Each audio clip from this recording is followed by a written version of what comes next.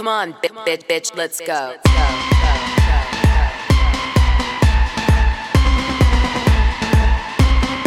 Come on, get ready, bitches.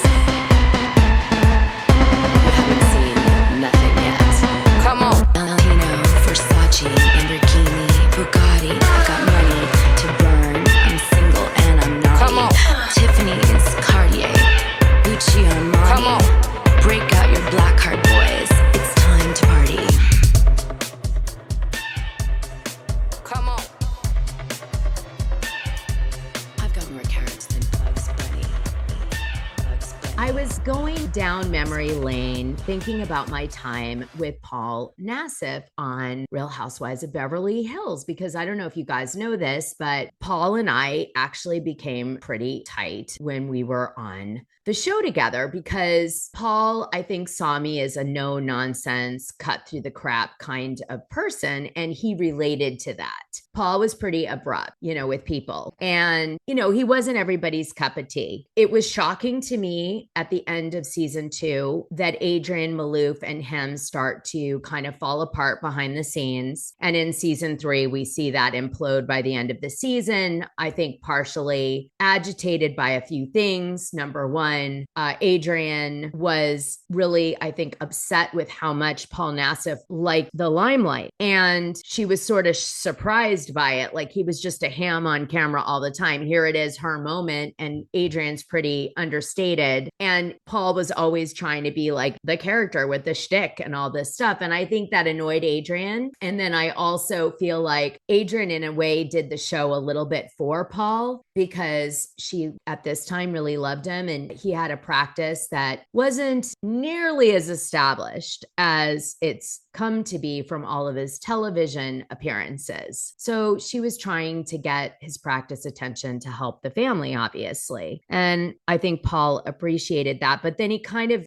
she said, take a bite of the sandwich, and he ate the whole sandwich. And then Paul, later down the line, because it's a small community, gets to know Terry Dubrow, because Terry Dubrow was on the show Swan with people like Randall Hayworth, who's also been on my show, who is a good friend of mine. And they have like a clique. There's like a whole little plastic surgeon clique that is going on in Beverly Hills, and they all socialize. So, I think Paul started to talk to Evolution and said, who could we kind of do a show with Paul that would complement him well. And probably Terry Dubrow was recommended because of Swan. Maybe even Randall Hayworth was. I don't know. I didn't ask him that when he was on my show, although he did spill a lot of tea about the Swan. If you haven't heard that one, it's a really good one. But I think what happened was Adrian sort of kind of was like, who did I marry? Paul went off on this really like public figure trajectory she didn't expect. Of course, this gets agitated by Brandi Glanville calling out that Adrian Malouf used a surrogate, which she never wanted to come out publicly because she was worried about the impact on her children. And somehow Brandi Glanville finds this out, outs her on the show, which really upset Adrian in real life, truly, and really upset Paul Nassif. In fact, there was a scene in season 3 that they cut, which was with me, Adrian, and Paul. And Brandi was in the background. And what happened was Paul Nassif calls me over and says, let's ask Dana what she thinks of Brandi Glanville to Adrian Malouf, because Adrian was talking about the rumors that Brandi was trying to spread about her and this and that. And she was very upset. And I don't know if they used that part or not. I can't remember, but it was at Kyle's party, not the white party, another one she did. And so they had me walk up and talk to Paul. And I was almost too abrupt about Brandi, which is why I don't think they used it, because you know me, you guys, I can't sugarcoat stuff. When I feel something, I'm pretty fair, but when I feel it, I feel it. So I just was like something to the effect of, Brandi is a lying slut pig, and she's a bitch and you should cut her off, something to that degree. Like, it was pretty, it wasn't the housewives style where you kind of leave somebody room to come back and don't paint them as a villain. I was just like, she's a slut pig, forget it. So they cut it.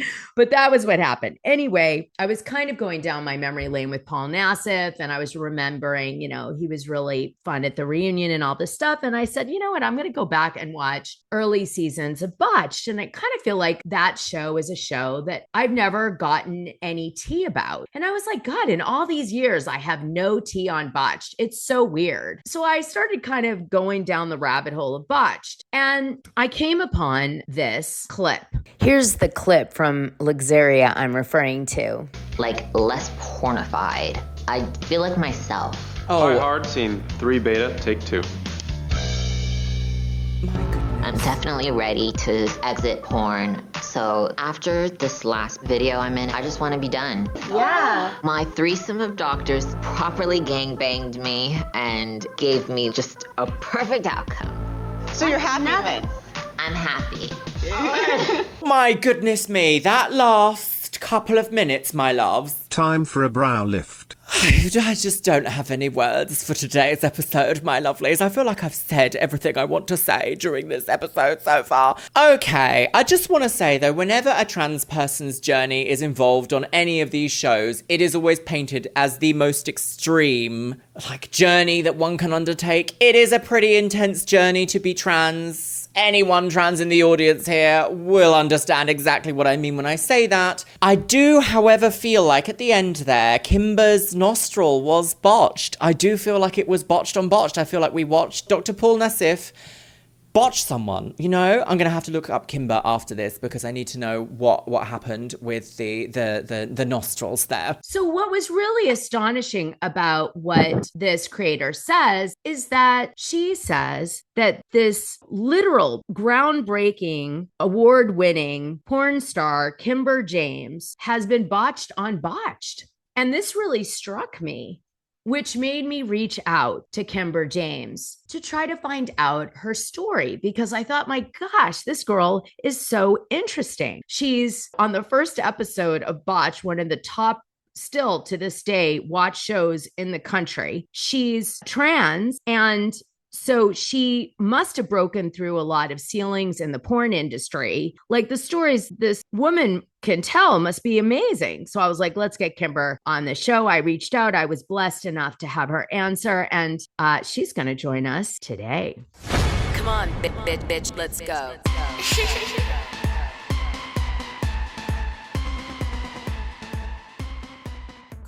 Hi, Kimber. Hello, how are you? I'm so good. How are you? I'm like a little starstruck of talking to you. Well, the feeling's mutual then, because I'm such a big fan of yours. So I watched you're on this show for a lot of different reasons, obviously, and we'll get to them all, including Mauricio Umansky, because I'm dying to know if you've heard anything about him.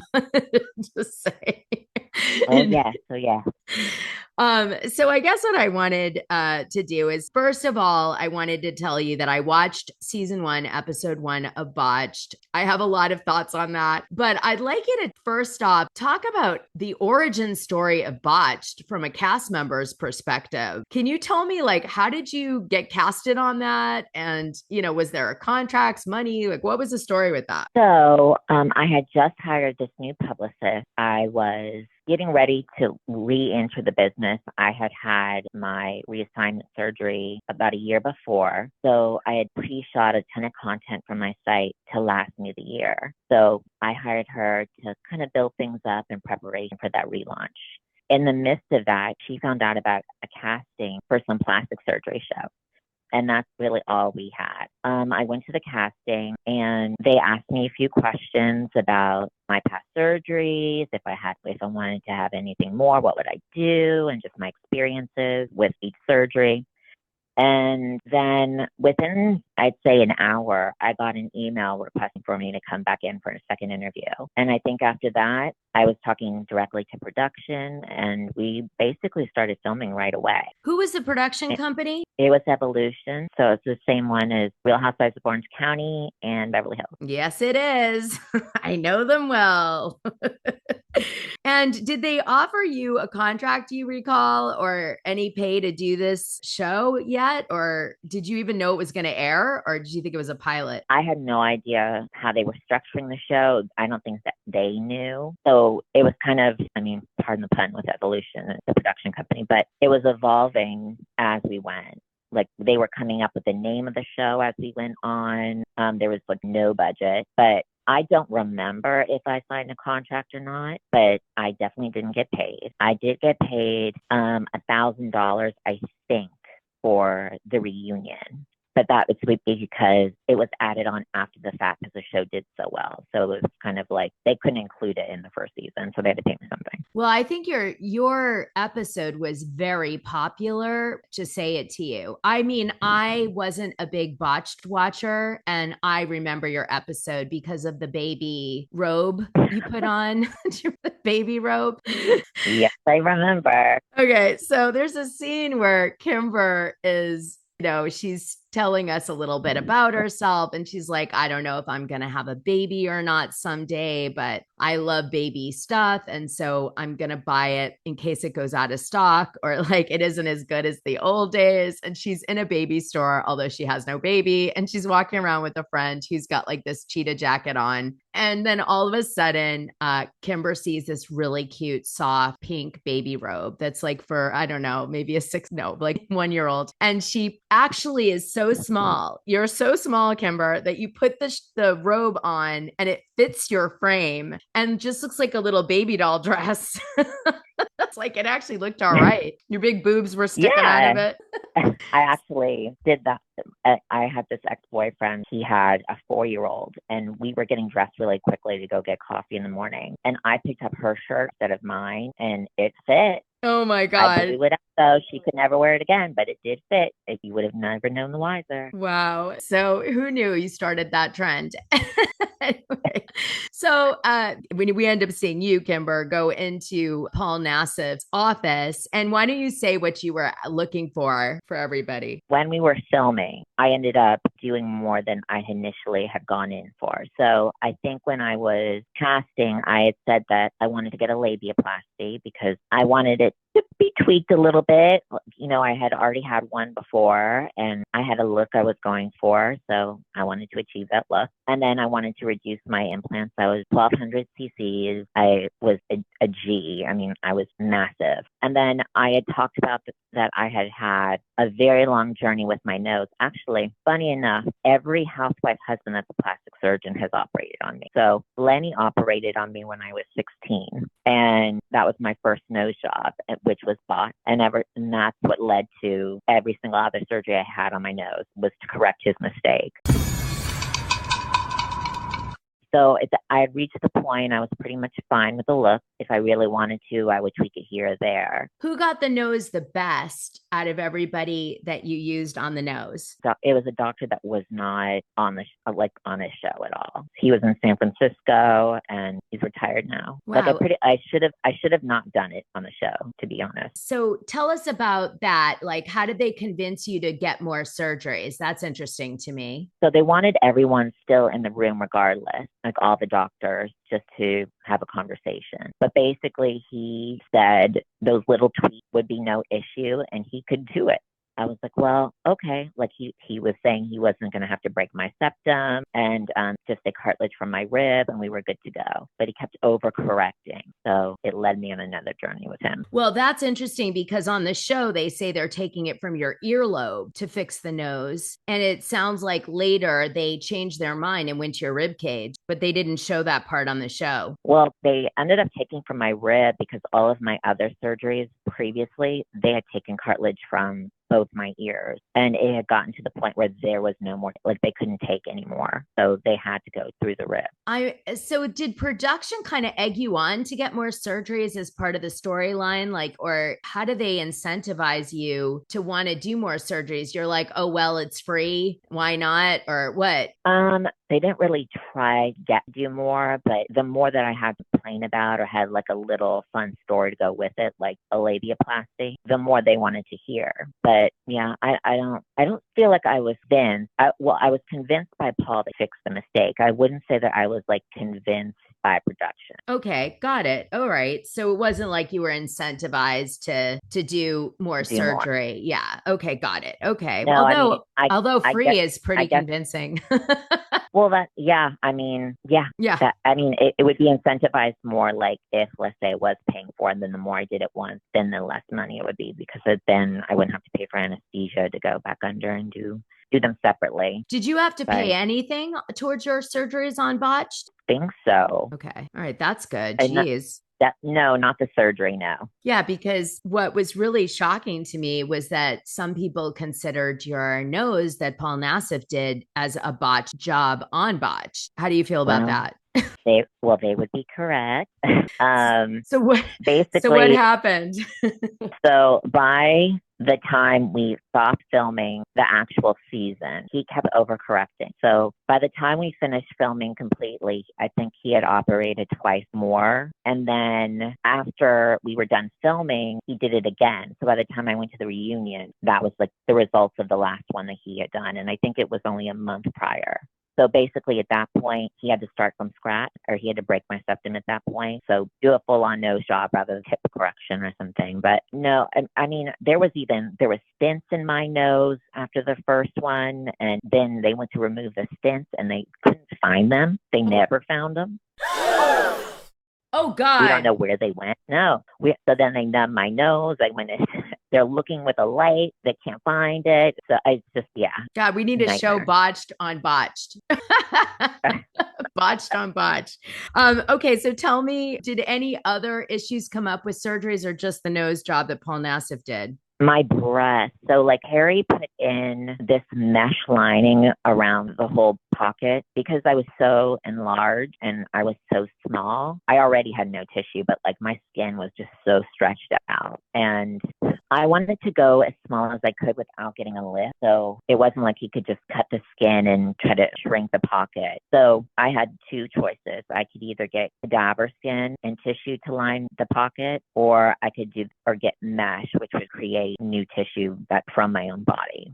So he did the first surgery, but you could see the lining kind of like unraveling. It was almost like, let's say you put wallpaper on the wall and then it started to just roll down slowly. Oh my God, stop. Under your skin? Yeah, you could see it folded over. So he had to go back in. He fixed that one. He did the other one just in case. So I woke up and was like, oh yeah, well, I did both. Oh my gosh. So that wasn't as seamless as they made it seem on the show because they did a whole segment on the mesh. And I think that there were more people on the season that they all got reoperated on. That season? Yeah. Wow. So in other words, we're seeing Botched unfold and it looks pretty seamless. Like we get the sense that there's like a complication and then some like small issue might come up because of the previous surgery they've had somewhere else and they resolve it. And it's like, it's all done and look how great they look. But in reality, what I'm gaining from this conversation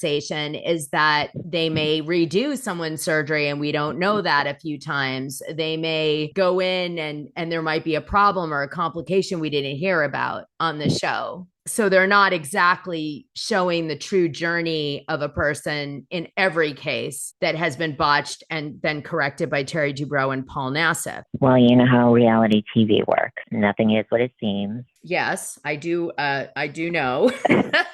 But this is next level because this is a medical show and people make decisions about getting surgeries based on this show, to be fair. And so I think they have a little bit of a higher threshold than, let's say, a show about a bunch of women being bitches to each other. You're not going to make any big decisions off a bunch of people being a-holes to each other, but you might make a decision on a medical show.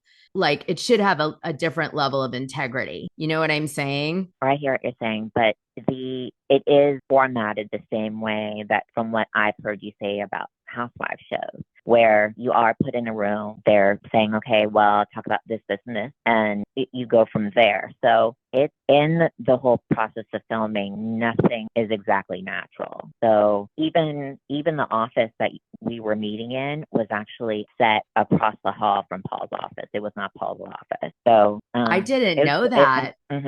Yeah. And at this point, too, maybe it is a lot more seamless. Because it was the first season, they were really figuring out everything as they went. So, and it was obvious. So at this point, maybe things run smoother. I know that they probably have huge budget now at this point. So yeah, I'm sure. Yeah, I think you're probably right. I didn't actually. Full disclosure, I never went to Paul Nassif, even though I could have probably gotten a really good deal or gotten free stuff, because for the full scoop, join the Dishing Drama Dana Patreon. The link is in this audio description. It's only $6 a month and you'll get the best information and tea about the things you care about and even the things you don't know you care about. What are you waiting for?